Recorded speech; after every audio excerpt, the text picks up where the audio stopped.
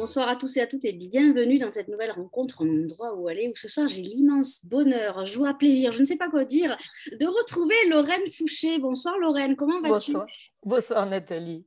Je dis ça parce que ça fait 3 fois que tu viens nous voir, donc tu es une des fidèles. La première fois que tu es venue nous voir, c'était pour ce livre-là.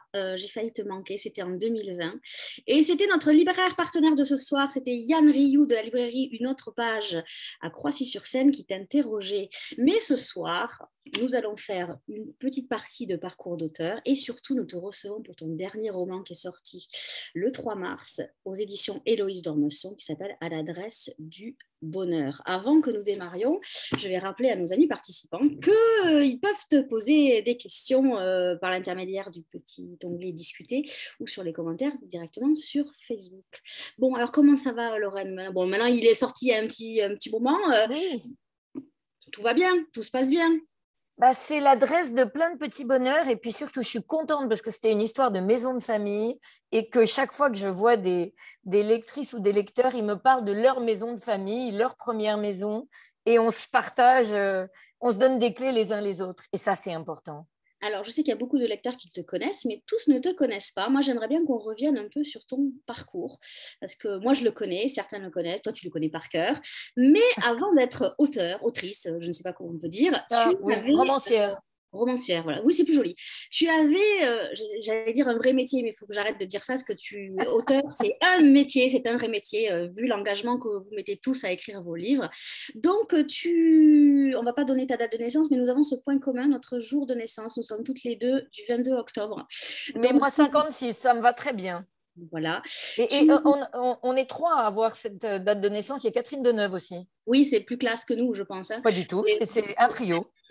voilà, donc tu es la merveilleuse fille de Christian et Colette Fouché. Mais je vais peut-être te laisser parler de ton papa et de ta maman. Moi, j'aime bien associer ta maman aussi, parce qu'on connaît beaucoup Christian Fouché, qui était ministre du général de Gaulle, mais il ne faut pas oublier ta maman aussi. Donc voilà, est-ce que c'est un lourd héritage ou pas? Je ne pense pas. Je pense que ça fait une belle chose. Tu es fille unique, mais finalement, je pense que tu t'es recomposé aussi une famille de cœur. Mais donc voilà, donc tu as passé un bac C, je crois que tu as eu de pas très bonnes notes en physique et en maths, si j'ai bien lu des choses, et tu es devenu médecin. Pourquoi es-tu devenu médecin? Alors, mes parents donc se sont rencontrés, sont tombés fous amoureux. Ma mère était ravissante.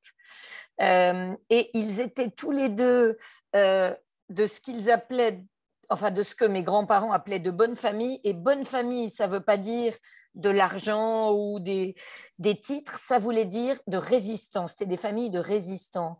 Donc les deux ont payé un lourd tribut. Les trois grands frères de papa sont morts, on disait morts pour la France, sont morts à la guerre. Le frère de maman a 20 ans. Et voilà, papa a rejoint le général de Gaulle le 17 juin 40, donc la veille de l'appel du 18 juin. Et puis après, il a fait toute sa... il ne disait pas des carrières, les hommes politiques de l'époque, son engagement avec le général de Gaulle. Et il est resté ministre, je crois, une quinzaine d'années avec quatre portefeuilles différents. Ça s'est terminé par mai 68, où il a dit qu'il ne fallait pas faire tirer sur les étudiants. C'était une bonne idée.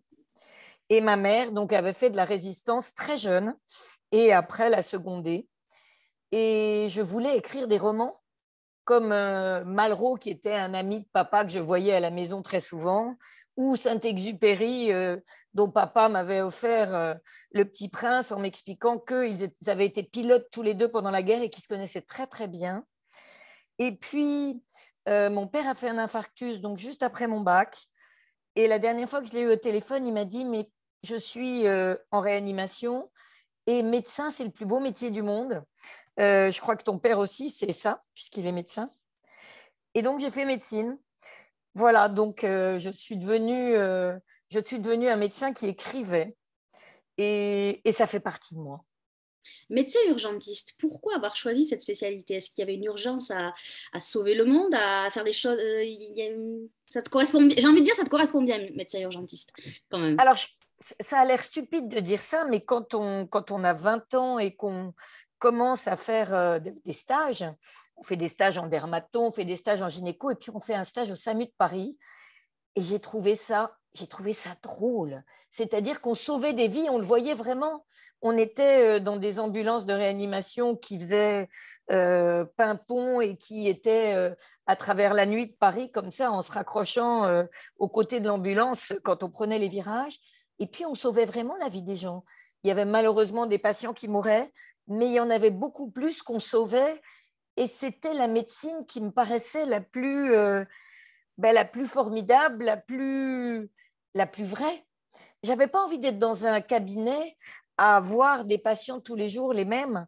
J'avais envie de l'aventure. Et c'est pourquoi j'ai travaillé aussi à SOS Médecins après, à Europe Assistance, dans les théâtres de Ouais, Paris. ça c'est dingue. Bercy et les théâtres de Paris. Ça, Ah, mais c'est génial. C'est-à-dire que tout d'un coup, on vous disait, alors c'est quelque chose qui avait dans le temps où c'était les professeurs qui avaient droit à 2 places de théâtre dans tous les grands théâtres parisiens et ils réunissaient un peu leurs internes et leurs externes en disant qui veut faire ça. Et c'était à la fois une responsabilité parce qu'on avait une petite mallette. Et puis, c'était merveilleux parce que d'abord, on invitait quelqu'un qui était un peu impressionné. Donc, voilà, on n'allait pas tout seul. Et puis, on mélangeait notre savoir avec la création, les artistes.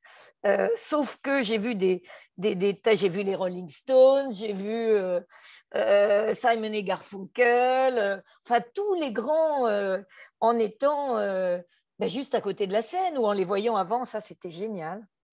Et puis ça me permettait, travailler aussi de cette manière, me permettait d'écrire le reste du temps oui. et d'avoir plusieurs vies, plusieurs casquettes et plusieurs aventures, un peu comme quand on lit plusieurs livres en même temps. Donc déjà un gros lien avec la culture, hein, parce que le théâtre, la musique, voilà. Et quel a été le point de bascule quand tu t'es dit je vais arrêter? Moi, je le connais, Alors, le point de bascule, c'est bien que tu le racontes. oui, oui, c'est vrai. Je crois que c'était en mars d'il y a 44 ans. Euh, j'ai fait un certificat de décès qu'un ami qu'un ami SOS médecin m'a passé, c'est-à-dire que il y a eu un appel pour une grande dame de la littérature qui était malheureusement morte et il fallait faire un certificat de décès. On était un dimanche.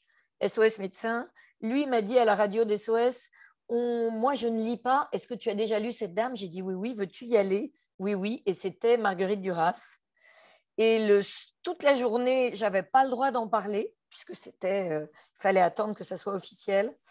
Et le soir, je me suis dit, voilà, elle a fait, elle a osé. Et moi, je suis en train de faire plusieurs choses.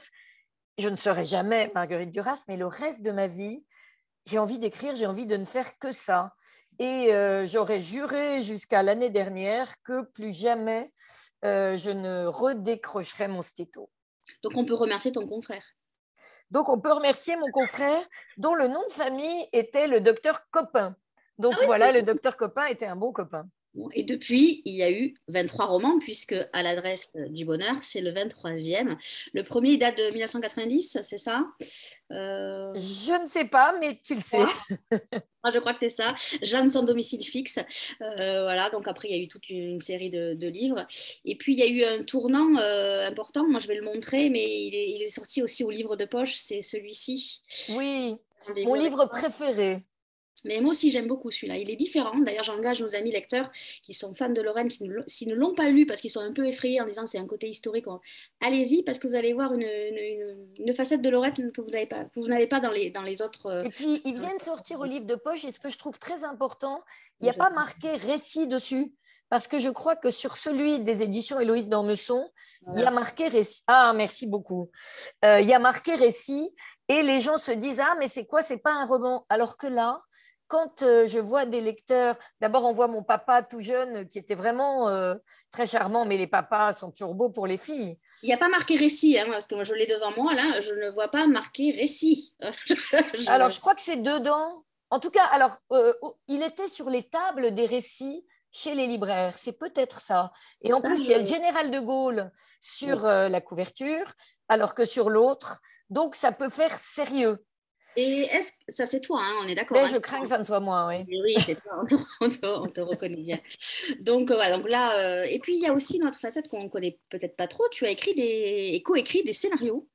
Et je ne savais pas qu'il y en avait un qui avait été diffusé en 2001 et qui s'appelait comment? De toute urgence, hein, De toute urgence. c'est ça? De toute urgence, ça a été ce qu'on appelait une mini-série, c'est-à-dire deux fois 1 heure et demie de film avec Mathilde Amet. Et c'était génial parce qu'elle est allée au SAMU dans les ambulances de réanimation pour s'habituer un peu, en demandant évidemment aux patients si elle pouvait rentrer.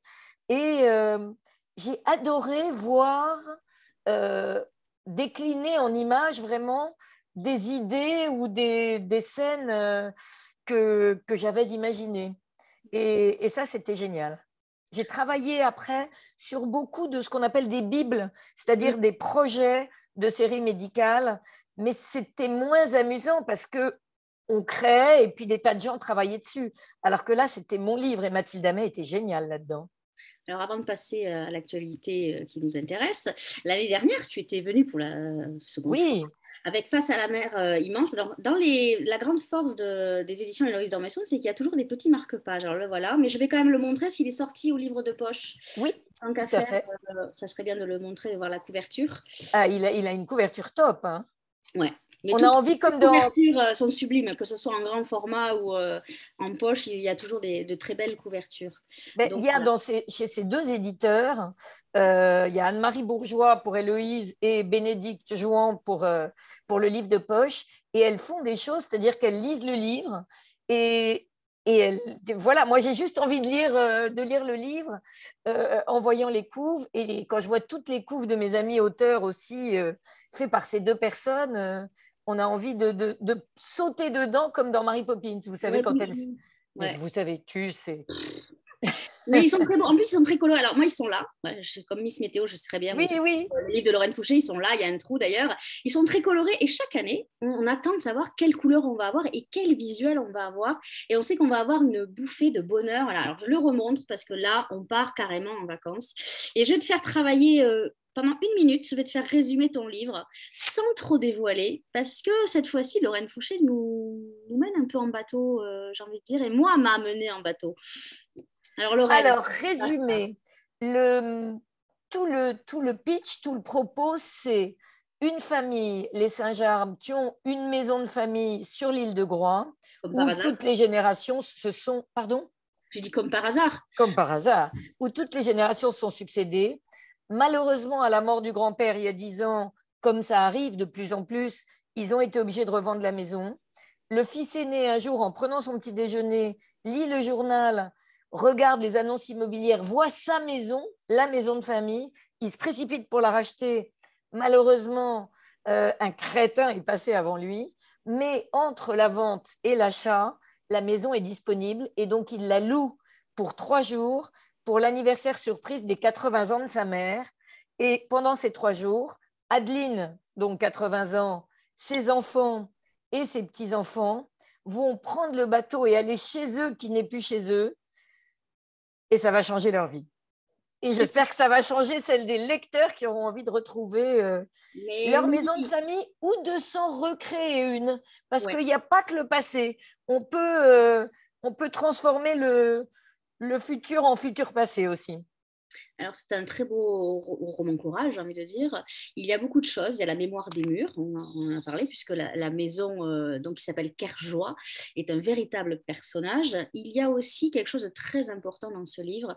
À cette rentrée, on s'était dit, bon, quels sont les écrivains qui vont nous parler du Covid et comment vont-ils le faire? Moi, j'ai envie de dire que Lorraine Fouché a introduit la Covid, on va dire la Covid, parce qu'il faut dire la Covid. Oui, non, mais Dans ce moi je dis le roman, Covid. Pourquoi on mettrait un nom de femme? C'est très désagréable. une molécule, je ne sais pas.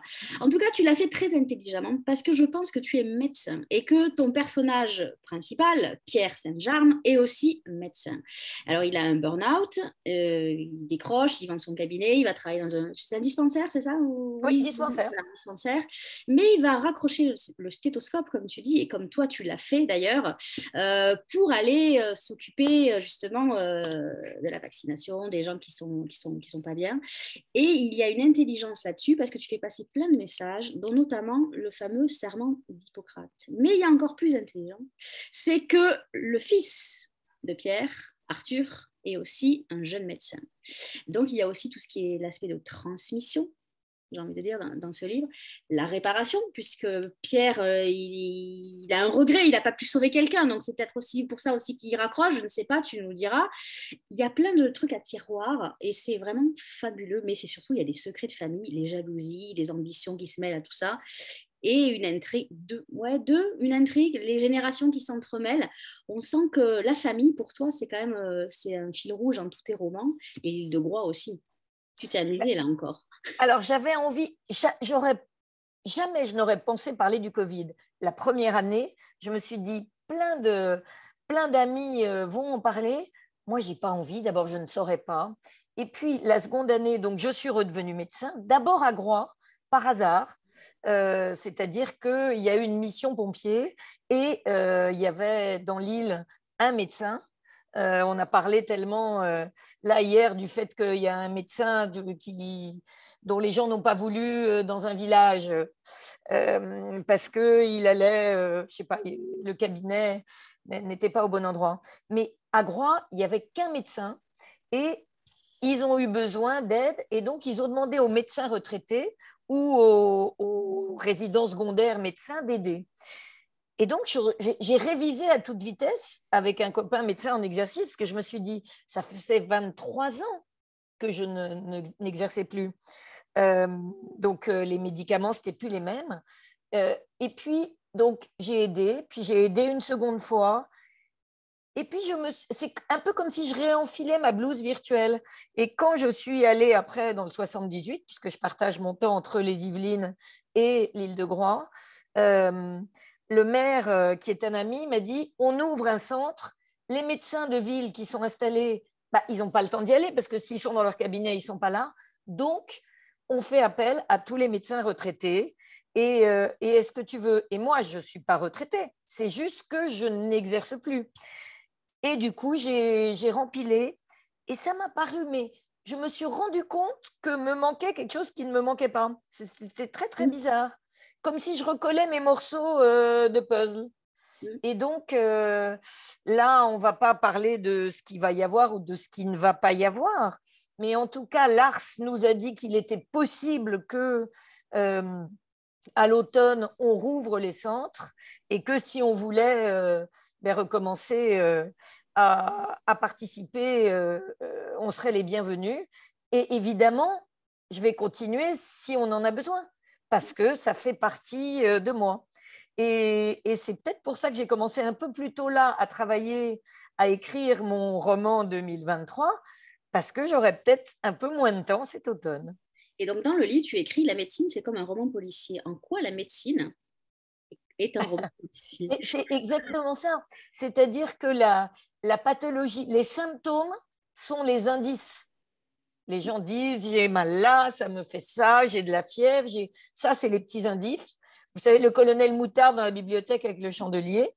Et il y a la victime qui est le patient, et puis le méchant, l'assassin ou l'agresseur, qui est la pathologie.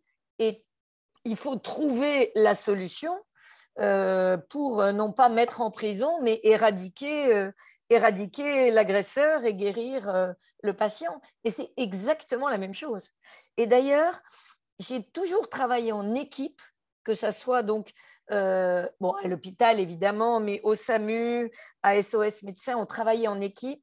Et qu'est-ce qu'on fait? Que font les écrivains sinon travailler en équipe avec les libraires, les éditeurs et toutes les personnes qui aident les livres à devenir un objet concret pour les lecteurs? On va revenir à tes personnages et notamment à Clarisse. Clarisse, c'est la femme de Pierre. Alors, elle est à moitié contente parce que son mari, quand il revient, quand il a vu l'annonce dans le journal, il est tout joie parce qu'il lui, il a un projet, c'est racheter la maison. Elle, par contre, elle a beaucoup plus de mal parce d'ailleurs, je crois qu'elle lui dit, mais c'est ta maison familiale ou un mausolée que tu veux acheter? Mais oui. Et ça, je crois que dans toutes les familles, avec les maisons de famille, il y a j'ai envie de dire les pièces rapportées ou les pièces ajoutées, je ne sais pas, les valeurs ajoutées plus exactement. Il y a toujours ce petit truc en disant, oh là là là là, mais c'est un mausolée là qu'on va s'attaquer, c'est trop fort. Et ça, je trouve que c'est bien vu quand même. Ben, c'est-à-dire une maison de famille, en effet, c'est l'endroit où tous les petits-enfants ont joué au Monopoly, se sont engueulés, se sont amusés et ont été protégés par les grands-parents contre les parents. Ça a toujours été comme ça. Et quand, en effet, arrivent les amoureux, les amoureuses, les valeurs ajoutées, ben, c'est un peu plus compliqué. Quand on aime quelqu'un, on prend le package, c'est-à-dire on décide d'aimer tout le monde, mais ce n'est pas toujours évident. Et puis les belles-mères ou les beaux-pères, ben, vous aiment pas forcément. Et dans cette maison, il y a cette grand-mère qui est Adeline, qui est vraiment la pierre angulaire. Et elle se rend bien compte, Clarisse, que si Pierre rachète la maison de ses parents, il va inviter sa mère tout l'été, sa mère va se retrouver chez elle, et ça ne sera pas Clarisse, la maîtresse de maison, ça sera sa mère. Et elle dit, mais ce n'est pas possible. Si on rachète la maison, tu ne vas pas inviter ta mère tout le temps, et je ne vais pas me retrouver tout le temps à faire la cuisine, les courses et tout. Sinon, moi, je vais au Club Med avec mes amis, puis toi, tu t'occupes de ta mère et de tout le monde. Et moi, j'ai envie d'une autre chambre. Je n'ai pas envie de la chambre qu'on m'a donnée quand je suis arrivée jeune mariée. Et tout d'un coup, ça joue tout. Mais elle lui dit aussi, elle l'aime. Il a fait un burn-out et elle lui dit, tu as 60 ans et l'âge des folies est enfin arrivé. Et moi qui ai 65, je pense vraiment que l'âge des folies, c'est maintenant. Voilà. Donc, il faut y aller. Ouais, on se reconnaît bien. Alors, tu aimes bien aussi mêler les générations parce qu'il y a les trois petits-enfants. Alors, ce qu'on n'a pas dit, mais on va le dire très rapidement, Pierre n'est pas fils unique. Il avait un frère qui s'appelait Paul et qui a disparu, qui est mort. Oui, ça, c'est quelque chose qui me vient d'une visite que j'avais faite il y a des années en SAMU, où j'étais arrivée dans une famille où j'avais vu d'un côté une dame très âgée, et comme c'est il y a très très longtemps, la dame n'est certainement plus de ce monde, donc je ne risque pas de poser de soucis.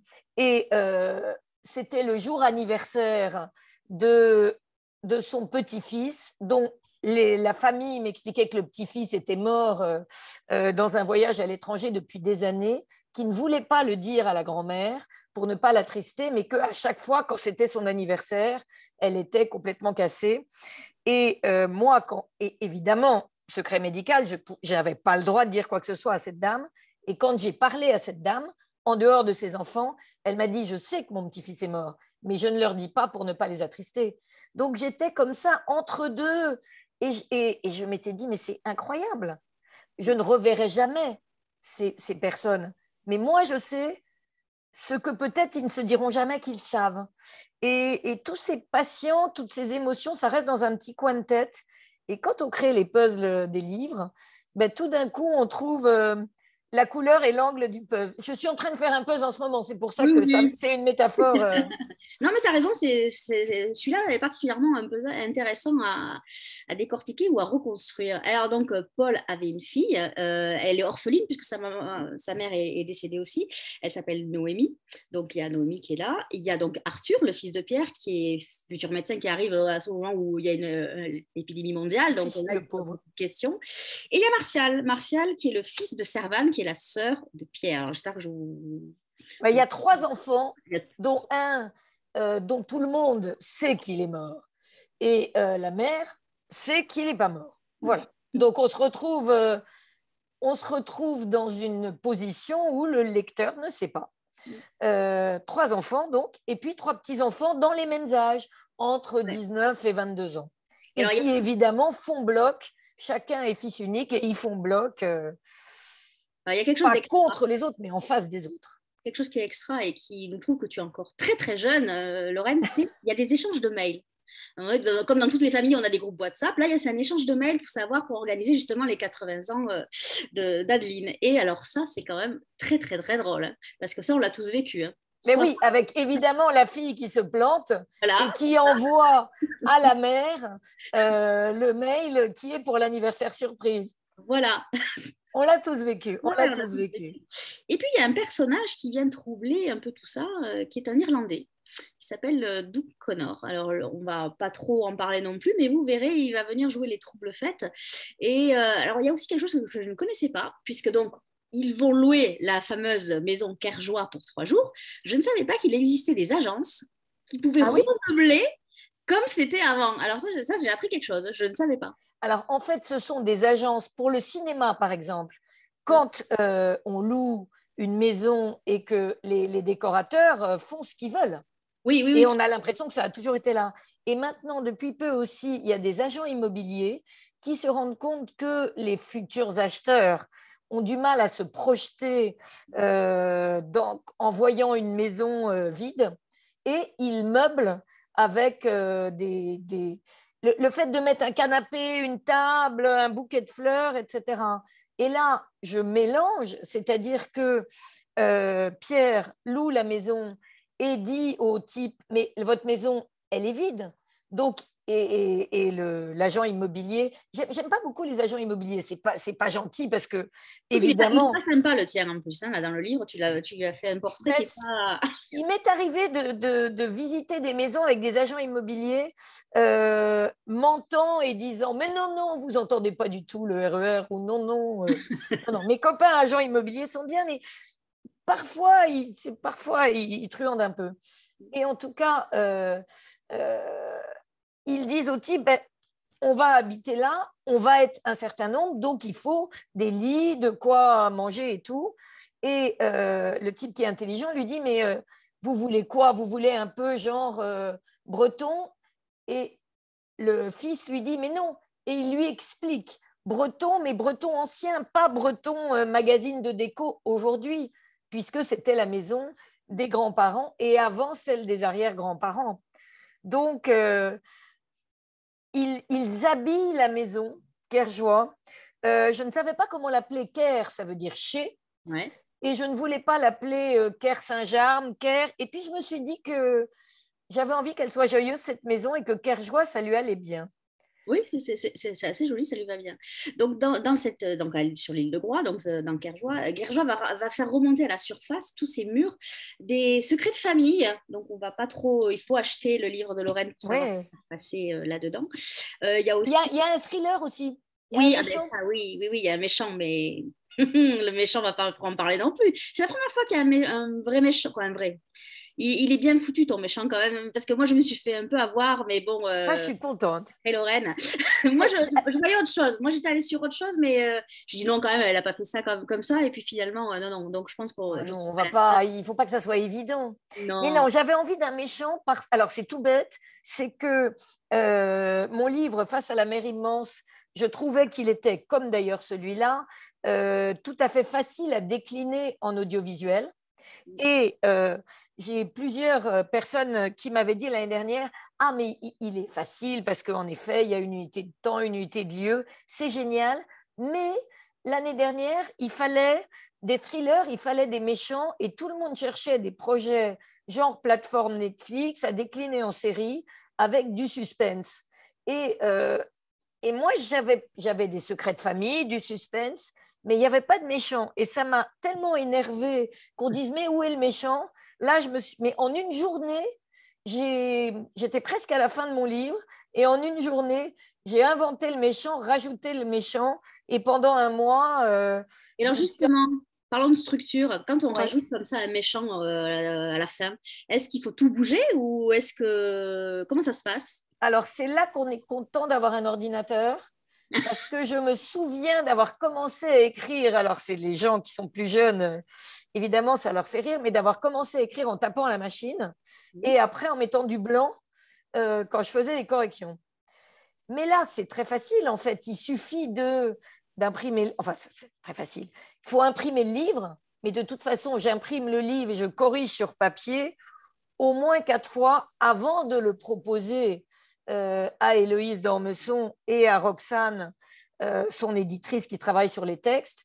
Et après avoir travaillé avec elle, je réimprime, enfin tout ça. Mais ça veut dire que, un peu comme quand on prépare un plat ou un peu comme quand on s'habille et qu'on se dit ah ben non, finalement j'ai envie de mettre le pantalon jaune, donc ça va plus avec le chemisier vert, donc je vais changer ça, mais du coup je vais changer la montre et je vais changer les chaussures. du coup, j'ai fait avancer mon méchant dans l'île. Et puis alors, ce qui était très bien, le fait que ça soit dans une île, c'est qu'une île de 8 km sur 4, ben, le méchant, on sait toujours où il est. Donc, si le méchant est à Limoges, le gentil à Paris et le mystère à Groix, ben, ça ne le fait pas. Alors que là, oui, oui. Donc, j'ai saupoudré le méchant. Il y a une phrase aussi qui m'a beaucoup plu et qui m'a interpellée, c'est quand tu dis qu'une maison, c'est une valise extensible, mais qui ne voyage pas. Je trouve que Mais c'est la vraiment ça. métaphore est très belle. Et donc, tu fais aussi des petits clins d'œil au livre précédent, puisque dans le livre précédent, il y avait un objet qui était un porte-plume en verre, sauf que cette fois-ci, alors je l'ai là, il y a une clé.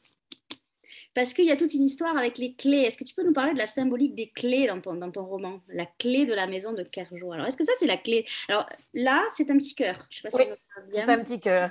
C'est Damien Vanoni qui est le verrier, le maître verrier de l'île de Groix.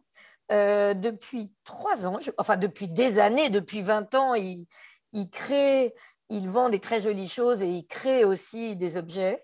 Et il y a 3 ans, dans mon livre, j'ai failli te manquer, l'héroïne s'appelait Cerise et Damien avait créé une cerise. L'année dernière, en effet, le porte-plume, ce que j'appelais le stylo à l'encre de verre. Et il avait mis vraiment dans ce stylo de l'eau de l'océan de Locmaria. Donc voilà, un stylo avec de l'eau. Et cette année, je lui ai raconté l'histoire de la clé et c'est lui qui a inventé cette clé avec ce petit cœur. Je trouvais ça tellement joli parce que la maison de ma grand-mère, j'ai dédié ce livre à 2 maisons. La maison de Oui, ma grand-mère à Antibes, qui n'existe plus, la ni la Pineta, c'est grand-mère, ça? ni la... Pardon? C'est la La Pineta? Pineta, la Ouais. Pineta. Et oui, et alors là, c'est là la magie des livres. J'ai envie de te dire, mais comment tu sais? Tu y es allé? Ben oui, tu y es Non. allé, c'est dans le livre. Oui. La Pineta, et puis la maison de mes grands-parents de l'autre côté, côté papa, qui est à Saint-Germain-en-Laye, au bout de ce qui est maintenant la place Christian Fouché. Et j'ai pas gardé la clé de la maison de Saint-Germain-en-Laye parce qu'elle a été vendue à des gens charmants et que voilà, mais j'ai gardé la clé parce qu'on savait que les gens qui l'achetaient faisaient des travaux et la changeaient. Et j'ai la clé de la maison de la Pineta et je la regarde souvent. Et j'ai remarqué que plusieurs amis avaient gardé aussi Moi des aussi, je l'ai clés des gardée. maisons de leurs enfances. Moi, je l'ai gardée. Elle ne marche plus, mais je l'ai gardée. Mais oui, mais c'est ça. Ouais. Et, et voilà, je crois que j'avais envie que ce livre soit un peu les clés qui ouvrent toutes nos portes. Les portes de l'émotion, les portes des rires, les portes des, non pas des chagrins, mais de la nostalgie. Et qu'on puisse rouvrir cette porte et danser la vie de nos maisons. Est-ce que ça veut dire que ceux qui vont à Groix cet été, s'ils vont chez le maître verrier, ils vont pouvoir trouver la clé ou pas? J'espère, je pense que oui. Bon, Je voilà. pense que oui. Alors, ils pourront aussi trouver cette maison, mais qui n'est pas du tout à l'endroit où je l'ai mise. Alors, les Groisillons et les personnes qui connaissent Groix connaissent cette maison qui appartient à des amis. Je leur ai demandé si j'avais le droit de la montrer à la merveilleuse personne qui a fait Didouche, qui est une illustratrice qui a illustré ce livre. La maison est à Porlet. C'est une très, très jolie maison que tous les gens qui vont au FIFIG, au Festival international du film insulaire de Groix, connaissent parce que à la fin du mois d'août, on tend une énorme toile et on passe les films sur la maison qu'on voit de l'autre côté. Mais j'ai transposé, je me suis amusée dans le livre à transposer cette maison à un autre endroit de Groix, qui est au-dessus du port, là où mon amie et excellente romancière et consoeur Sophie Talmen a sa propre maison. Et où vous signerez cet été, si j'ai Et bien où on vu, signera cet toutes les deux. été de concert. Voilà. Et je me suis amusée dans son livre, enfin dans mon livre, il y a une neurologue qui passe dans la rue, qui demande à quelqu'un, on ne dira pas qui, Non. si ça va bien. Et après, elle va retrouver cette personne devenue un patient à l'hôpital de Lorient, là où Sophie Talmen exerce comme neurologue. Donc voilà, les petites clés des petits cadenas de l'histoire. Il y a une phrase aussi qui résume bien ce roman, c'est on n'achète pas une maison, elle nous possède. Mais c'est vraiment ça. Elle ne nous possède pas comme dans un film qui fait peur, comme dans un film d'horreur, mais je crois que vraiment, les maisons, on ne fait que passer. Un jour, dans un livre de Janine Boissard, elle avait une phrase, je ne sais pas citer la phrase de mémoire, mais j'avais trouvé que l'idée était très jolie. C'était on ne possède pas une maison parce qu'on l'achète un moment et puis après elle passe à quelqu'un d'autre, etc. Mais le temps où on l'a, on possède le carré de ciel qui est au-dessus. Ben, c'est vrai, tout ça c'est vrai.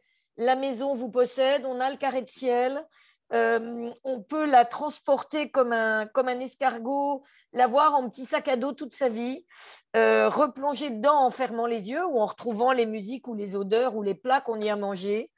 Et ces premières maisons, sont vraiment des petits bonheurs et il faut jamais fermer les portes au passé, même si les gens ne sont plus là, même si les maisons ne sont pas à nous, même si elles sont détruites. On les a dans le cœur et elles continuent à le faire battre. Donc aussi à la fin du roman, Lorraine nous donne des recettes. Alors moi je tiens à préciser que toutes les photos de mon Instagram, le pain, c'est la recette de Lorraine Fouché. Donc je remercie Lorraine parce que grâce à Lorraine je fais du pain. Donc là elle nous donne des recettes. Et il y a aussi une playlist. Et alors il y a moi qui ai le souci du détail, j'ai remarqué une chose, il y a une référence de classique. Or, il me semble que tu adores la musique classique. Comment se fait-il que dans cette playlist, il n'y ait qu'une référence à Verdi? Alors, je m'en suis même pas rendu compte parce que dans les autres livres, il y a très souvent Mozart, Chopin, Là, il y en a une. il y a des tas de... Oui, alors, pourquoi? Eh bien, je ne sais pas. Si, je sais, je pense que c'est la faute de ce virus chafouin qu'est le Covid, et non pas là, qui fait que euh, la musique classique, elle nous parle à l'âme, elle nous bouleverse, elle nous chamboule, elle nous, elle nous prend par la main, mais elle nous attriste aussi un peu. Elle remue nos tréfonds. Et là, j'avais tellement envie que cette maison n'attriste pas. Moi, j'écoute beaucoup de musique classique, mais peut-être qu'en effet, dans la playlist, peut-être que cette maison n'avait pas besoin de musique classique. Peut-être que cette maison était la musique classique à elle toute seule. Il y a un bel hommage à Régine avec les petits papiers, quand Mais même. oui, alors oui, bien sûr. Mais il y a les petits papiers parce que c'est vrai que quand on a partagé les meubles de la maison de ma grand-mère, on a mis des gommettes. Je ne peux plus voir des gommettes de couleur. Ça m'attriste parce que on avait mis chacun. Ça s'était très bien passé, tout le monde était gentil, chaleureux, mais on avait mis des gommettes de couleur sur ce qu'on voulait avoir. Et les gommettes me font penser à ma grand-mère qui n'est plus là. Donc, dehors les gommettes. Quelque chose d'improbable aussi que j'ai appris sur toi, tu adores le saxophone. Est-ce que tu joues du saxophone? Alors, j'ai joué du saxophone. Euh, Dans les livres, il y a ce qu'on aime, il y a toute une année de vie. Mes 23 romans sont vraiment 23 années de vie. J'ai appris cette année à jouer aux échecs. Et donc, il y a les échecs dans ce livre. Il y a le Et ya. le saxophone, je crois que c'était l'année de Entre ciel et loup. Et d'ailleurs, si je me souviens bien, Pomme joue du saxophone Oui. sur la tombe de sa grand-mère. Et oui, j'ai appris à jouer du saxophone. Et j'ai compris pourquoi on joue du saxo quand on a 18 ans ou 20 ans et pas quand on en a 60. Parce que ça demande d'avoir du souffle et des poumons et de la jeunesse. Et j'ai adoré en jouer pendant 2 ans. Et puis, il y a la loi de Peter qui dit qu'on arrive jusqu'au niveau de son incompétence. J'ai atteint assez rapidement mon niveau d'incompétence, mais j'ai adoré jouer pendant 2 ans. Et est-ce que tu joues au yams? Parce que moi aussi, j'adore jouer au yams. J'adore jouer au Yams. Et ça fait 65 ans que je joue au Yams. Moi, pas autant, mais je joue toujours au yams. Et un autre point commun que nous avons, ce sont les cockers. Oui, mais oui, bien sûr. Et il y a aussi un petit clin d'œil. Alors, mon pote, ton nouveau chien est dans le livre. Il y a aussi, là, il y a un clin d'œil. Il y a toujours Uriel qui est toujours par là. Mais Uriel sera avec tout le monde. Je crois qu'on ne l'oubliera jamais. Donc, Non, voilà. comme Ghost, comme Ghost. Oui, oui, oui, mais voilà, nous, on sait ce que c'est que les coquers un peu caractériels. Donc, en tout cas, il y a beaucoup de joie, beaucoup de bonheur, même s'il y a cette intrigue avec un méchant inédit chez Lorraine, il y a plein de choses et je vous engage vraiment à aller vous procurer ce merveilleux roman. Je vois que Frédéric est de retour d'Afrique. Ah Non, mais oui, c'est c'est qu'en très joli le Zimbabwe. C'est en beau. tant que cocker caractériel, je me suis sentie appelée, donc me revoilà. Alors, avant d'aborder les questions, j'ai une petite surprise. Enfin, ce n'est pas une surprise vraiment, mais c'est juste parce que, évidemment, il y a souvent des médecins dans les livres de Lorraine. Et alors, je vais vous lire un petit passage qui n'a rien à voir avec le livre de ce soir, mais comme ça, j'avais envie de replonger. Elle consulta la fiche établie par Sylvie. La femme s'appelait Marie Martin. Elle portait une eau de toilette Guerlain dont Lisa avait oublié le nom. Elle avait un visage ouvert, un regard franc. Et elle était née le 22 octobre 1971. Je vous en prie, asseyez-vous. C'est amusant, nous sommes nés le même jour de la même année, remarqua Lisa. Vous êtes donc Balance? Quel est votre ascendant? Aucune idée. Je ne crois pas à l'astrologie. Ah non? Vous aimez aller au restaurant? Lisa, qui ne voyait pas le rapport, cessa aussitôt de la trouver sympa. C'était souvent le problème avec les malades. La frontière entre se montrer amicale et garder ses distances était si ténue qu'elle la franchissait souvent et le regrettait aussitôt. Lisa aimait les gens et ne les considérait pas comme des patients, mais comme des personnes. Charles, lui, ne se donnait pas cette peine. Il restait à sa place du côté des blouses blanches. « Je n'ai pas le temps, répondit Lisa en se concentrant pour déchiffrer les petites pattes de mouche de Sylvie. « Bon, je vois que vous n'avez jamais été opérée et que vous êtes allergique à la pénicilline. Oui, et aussi au con, au méchant et à l'iode. » Lisa ne put s'empêcher de sourire. « Vous venez ce matin chercher les résultats de votre bilan annuel. » Marie-Martin l'interrompit. « Je n'ai pas voulu me montrer indiscrète en parlant de restaurant. C'était juste pour vous prouver qu'il y a du vrai dans l'astrologie. Je parie que vous êtes comme moi gourmande, mais que vous détestez choisir le menu. C'est notre côté balance. On a envie de tout et de rien. Viande ou poisson, robe ou pantalon, ce sont des choix cornéliens. J'ai tort ?» Lisa secoua la tête, surprise. « Quand on me tend un menu, j'ai l'impression qu'on me met un couteau sous la gorge, avoua-t-elle. Et quand j'achète des vêtements, j'ai des regrets dès que je sors du magasin. Pareil pour moi. C'est normal, on est de la même cuvée, nos destins sont liés. Ce n'est pas un hasard si je suis tombée sur vous. » Voilà, je trouvais ce petit passage très sympa à rappeler. C'est dans quoi? Ah, Dis-moi. vous voyez, c'est chercher. ça. Vous voyez, les écrivains, c'est formidable. Ils ont des Alzheimer très, très tôt. C'est dans 24 heures de trop. Dans 24 heures de trop. Au début, j'ai écouté. Après, je me suis dit, mais c'est moi qui ai écrit ça. Et puis, j'étais là. Non, c'est pas toi, c'est Lorraine Fouché. Ouais, oui. Et je me suis dit, mais c'est dans quel livre? Et alors, j'étais capable de faire la suite des phrases. Et puis, je le pense aussi parce que mon éditrice Héloïse d'Ormesson est Balance. Et quand je vais au restaurant avec elle, c'est toujours une horreur parce que vas-y, non, commande d'abord. Non, toi, je vais prendre la même chose que toi. Et bon, 24 heures de trop. D'accord. Ouais, voilà. Et alors, ce qui est très intéressant, c'est que, et c'est une très grande caractéristique de tous les livres de Lorraine, je crois, c'est c'est très léger, c'est très prime sautier comme ça. Et puis, elle vous balance des trucs au milieu de ça. L'allergie au con, au méchant, à l'iode, par exemple. Le fait de ne pas considérer les patients comme juste des patients ou des choses ou des petites maladies. J'ai quand même vu un jour un médecin dire à quelqu'un en rentrant dans la chambre, « Alors, elle va comment, notre petite tumeur, aujourd'hui ?» Oui. Donc, oui. ça, faire autre chose. Peut-être faire autre chose. C'est ça. L'idée, ça serait de vendre des tomates, monsieur. En fait, c'est ça qui est intéressant dans tes livres. C'est cette façon super, comme ça, pouf, de balancer des choses qui sont quand même des trucs qu'on rencontre sur la relation patient-médecin, sur l'empathie, nous sommes tous des humains, mais il y en a quand même un peu la moitié qui ont oublié. Tout ça, des petites choses comme ça. Ça, c'est une phrase d'écrivain, Frédéric. Je vais y penser. En tout cas, voilà. Alors, je reviens aux questions. Il y a Claude qui veut savoir si le prochain livre aura aussi ce côté thriller très réussi dans celui-ci. Alors, le prochain livre va se passer en Laponie, mais il y aura quand même un personnage Groisillon. Et il y aura de la résilience parce que j'aime bien. Et il y aura un gros mystère. Et des chiens de traîneau. Donc, et du motoneige. D'accord. Donc, Minier n'est pas encore en danger. Ce ne sera pas tout à fait thriller. Groisillon, moi j'adore parce que, vous savez, les mots, ils ont ce côté sonore. Et Groisillon, j'ai l'impression que c'est un mec qui est tombé de son nid. Oui, c'est vrai. Mais on dit les Groisillons, on dit les Grecs aussi avec un K.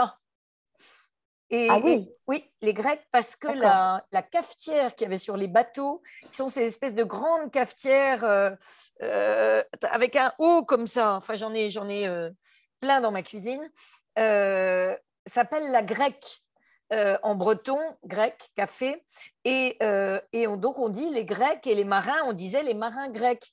Et alors quelquefois, quand en effet des touristes ou des personnes ne connaissent pas, ils ne comprennent pas du tout pourquoi on parle des marins grecs alors qu'on est en Bretagne et pas du tout en Grèce. Mais c'est avec un K. D'accord. Alors, il y a Héloïse, qui n'est pas d'Ormesson, mais qui est Héloïse quand même, et qui voudrait savoir, ça ressemble à quoi la journée de Lorraine Fouché, quand elle écrit, par exemple? Est-ce que c'est le matin? Est-ce que c'est l'après-midi? Alors, quand j'étais médecin d'urgence à SOS Médecins, je devais me lever à 6 heures du matin pour passer avec la voiture, avec le gyrophare et le 2 tons, pour être à Paris à 7 heures. Ma joie maintenant, c'est de me lever tard, c'est-à-dire de me lever vers 8h30. Donc, je petit déjeune en lisant des magazines, le journal, enfin tout ça. Et puis après, j'ouvre mon ordinateur et c'est comme si je retrouvais les copains de papier. Et ça va me prendre à peu près la journée, sauf les week-ends où je suis généralement en salle, ou soit je suis en salon du livre 1 sur 2 dans l'année quand même, soit je vois les gens que j'aime. Mais sinon, du lundi au vendredi, mon plaisir, c'est d'aller au bureau, c'est-à-dire de monter au 2e étage si je suis dans le 78 ou au 1er étage dans une toute petite pièce si je suis à l'île de Groix, et d'ouvrir l'ordi et de retrouver les copains auxquels j'ai fermé le capot et le clapet la veille. Mais j'imagine que quand même, après le petit déjeuner, là, on va dire qu'on est à 9h30, de 9h30 jusqu'à 20h, tu n'es pas Non, ici non, à tu as raison. l'ordinateur. De 9h30 à 12h30. D'accord. Avec une petite halte pour prendre un café ou Wattels. Et puis, ça dépend si le chien a envie de sortir aussi. Oui, j'allais dire, mon pote ne doit pas être très, très content si tu es vissé jusqu'à 20h. Oui, oui, non, mais voilà. Il peut demander à sortir dans la matinée ou pas. Et, et voilà, donc déjeuner, café, carré de chocolat. Et réécriture jusqu'à 19h, parce qu'à 19h, c'est l'heure du bain. On croirait, je crois qu'il y a une émission la semaine prochaine sur la reine d'Angleterre où on voit tout ce qu'elle fait tous les jours. Alors, j'adore prendre un bain en lisant. Donc, je prends mon bain en lisant, sauf aujourd'hui. Aujourd'hui, j'ai pris mon bain à 18h. Donc, tu es sale, mais on ne le sait pas parce que ça sent rien. Non, 18h, c'était avant. Mais 19h, je prends mon bain pendant une bonne demi-heure avec de la mousse et en lisant. Et puis après, c'est la vie. Nous, on pensait que Groix, c'était le bain dans la mer, tout ça. Non, pas du tout. C'est la mousse, la coupe de champagne. Je pensais que la question était sur quand j'écris. Ça, c'est 6 mois de l'année, ça. D'accord. Écriture, c'est 6 mois de l'année. Et les autres 6 mois? Alors, la construction du livre, c'est pendant 3 mois. J'y pense. Là, par exemple, dans ma tête, il est fini, mon prochain livre. Sauf que je n'en ai écrit que 15 pages. Il faut juste travailler pendant 6 mois non-stop. C'est ça, le truc. Mais ça veut dire que pendant 3 mois, je retiens les chevaux, je fais le puzzle, j'écris sur des petits papiers, je lis, j'écoute des musiques, je lis des livres, je me nourris. Je vais en Laponie, voir l'Instagram. Je vais en Laponie, exactement. Ça, c'était. Après, pendant 6 mois, j'écris non-stop. Mais personne n'est là pour m'empêcher, en effet, si j'ai envie d'aller me baigner ou d'aller au cinéma. J'aime pas aller au cinéma quand il y a du monde, donc je vais au cinéma à 14h, quand il n'y a personne. Et qu'il n'y a pas de séance. Non, c'est pas ça. Alors, dans le 78, il y a des séances. À Groix, il y a le ciné-club. en dehors des vacances scolaires, qui s'appelle Cinéphile. Et puis, il y a un cinéma, mais qui ressemble au cinéma, à la façade de Cinéma Paradiso. C'est un vieux cinéma extraordinairement beau. Et puis, pendant les vacances scolaires, il est ouvert. Et puis, donc, 6 mois, j'écris. Et les 3 derniers mois, je corrige. Donc, il y a un moment où j'ai donné mon livre et où j'attends qu'Héloïse et Roxane le caviardent en disant « Es-tu bien sûre de ça ?» et tout. Et puis après, je discute. Après, c'est comme les balances Lisa et sa patiente. Elle me propose des changements. Moi, je me dis, je ne vais pas tout accepter parce qu'il y en a auxquels je tiens. Mais elles savent leur métier mieux que moi parce que j'ai besoin d'elles, parce que je sais que le livre va être meilleur grâce à elles. Donc, je vais leur faire confiance. Et si ce n'est pas quelque chose de très important pour moi, ok, je vais suivre leur avis. Donc je vais faire... Alors, tu vas faire un lien formidable avec le cinéma parce que Jean-Louis voudrait savoir si tu as eu des livres adaptés. J'ai eu De toute urgence. Non, au cinéma, non, jamais. De toute urgence dont on a parlé tout à l'heure à la télévision. J'ai eu beaucoup de livres optionnés. Oui. Mais malheureusement, les choses font en France que quand un producteur peut bloquer un livre pour 1 an et demi, il donne de l'argent, il empêche les autres producteurs d'acheter le livre, et puis il peut bloquer plusieurs livres comme ça, puis finalement, il n'en fait qu'un. Oui. Donc, les autres passent à la trappe parce qu'après, ils sont dépassés dans le temps.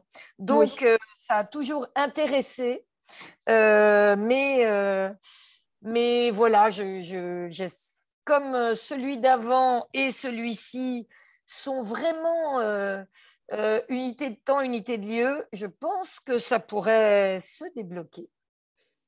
Alors, on le souhaite, on croise les doigts. L'autre chose que je voulais demander, je ne sais plus du coup, bon, ça va revenir. C'était pas par rapport au cinéma, c'était par rapport, oui, par rapport au livre. Quand tu dis le livre là, j'ai écrit 15 pages, mais le livre est fini dans ma tête. Est-ce que ce livre qui est fini dans ta tête, ça va être celui-là ou un livre un peu différent? Non, ça va être différent. Quand je dis qu'il est fini, je veux dire les personnages existent, je vis avec eux depuis 1 mois, donc je les ai rencontrés. Ils existent, ils ne se sont pas encore entrechoqués. Je connais j'allais dire la posologie, c'est pas un joli. Je connais. Intéressant. Non, mais quel est le mot pour dire la suite en temps réel? La chronologie. La trame narrative. C'était logique le rapport. La trame narrative.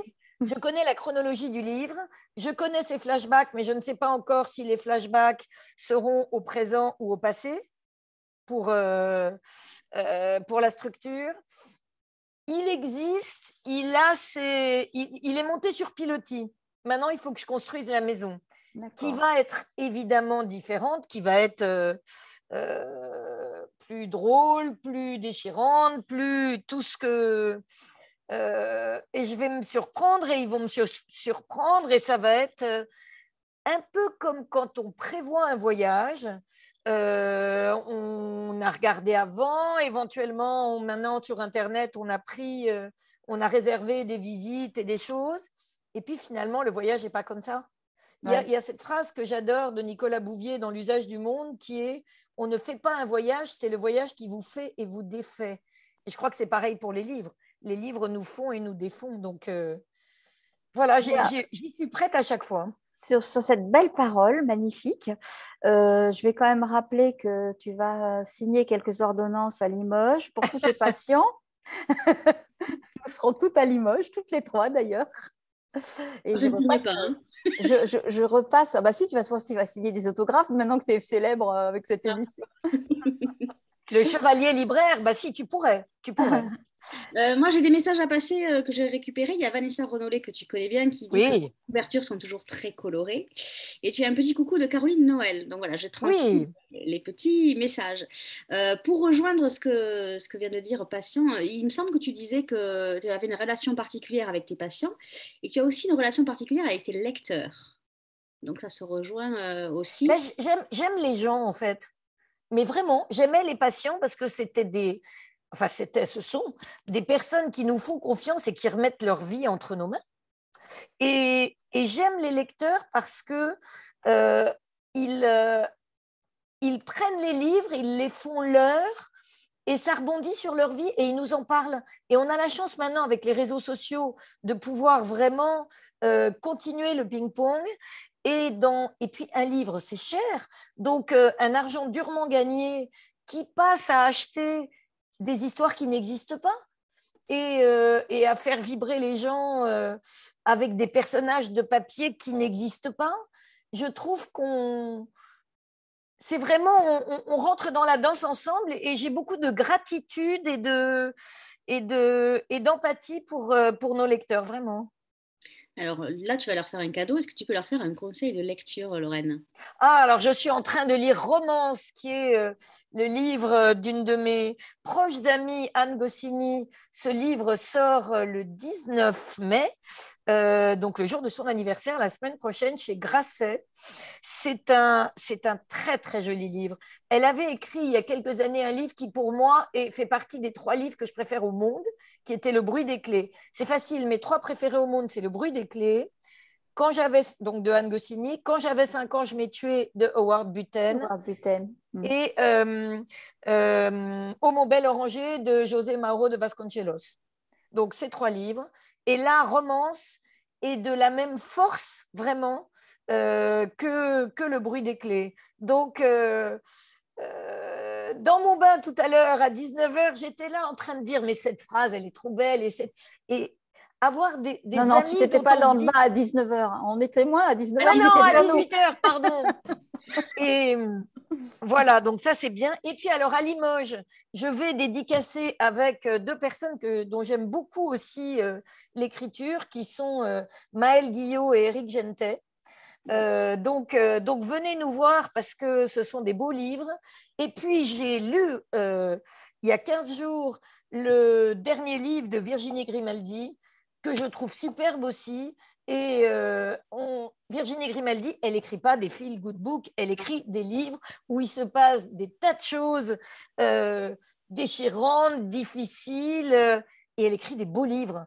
Et je crois que les gens qui pensent qu'elle a écrit des feel-good books ne l'ont jamais lu. Voilà. C'est ça. Et toi non plus, tu n'écris pas des feel-good books. Il y a beaucoup de profondeur dans tes livres. Donc, allez acheter À l'adresse du bonheur, sorti aux éditions Héloïse Dormesson. Et un dernier livre quand même. J'ai mon ami Grégoire Delacour qui est à Limoges pour L'enfant réparé. Et ça aussi, ça fait partie des livres qu'il faut avoir lus. C'est chez Grasset. Parfait. Merci, un grand merci, Lorraine. Donc, allez, les amis du sud-ouest, un peu au sud, allez voir à Limoges Frédéric et Lorraine. Nous, on se retrouvera jeudi prochain avec Maïté Villacampa pour la trilogie d'Osuna aux éditions Unicité. Mesdames, je vous embrasse, je vous dis à dimanche. Et puis surtout, allez en librairie acheter le livre de Lorraine Fouché. Et un endroit où aller ce soir, c'était une adresse de Petit Bonheur. Merci beaucoup. Merci. À très vite.